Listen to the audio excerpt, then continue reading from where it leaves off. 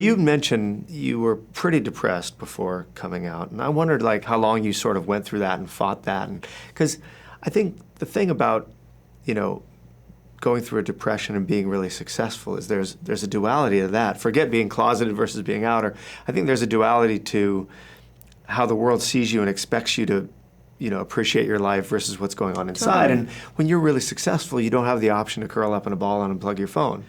And I just wondered like how long that was a pallor over your work and how you sort of dealt with that.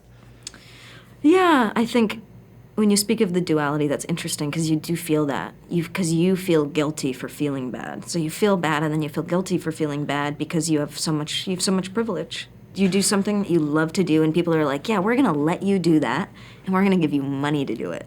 So you feel guilty, you know? I think it happened more when, you know, settling back into my life, making films,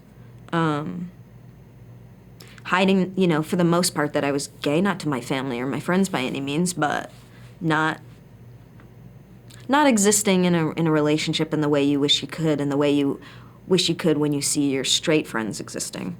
And I would say it probably just, it settled in more and more and more, and like anything that's toxic, it just, you know, it's like a bucket, and it starts filling and filling up and filling up and filling up and filling up, and then it pours over.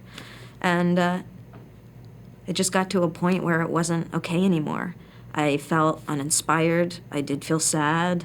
I felt like it was absolutely affecting my work. Because how are you going to feel creatively motivated when you feel like you're just living in a way that's not true?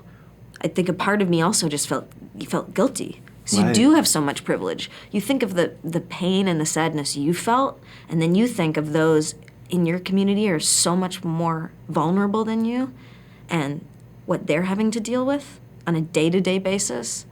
For me personally, this isn't, you know, not necessarily for anyone else, but for me personally, it felt like a moral imperative to say, yes, I'm gay, people are gay, they are gay people, always have been, always continue to be. Let's try and move this along.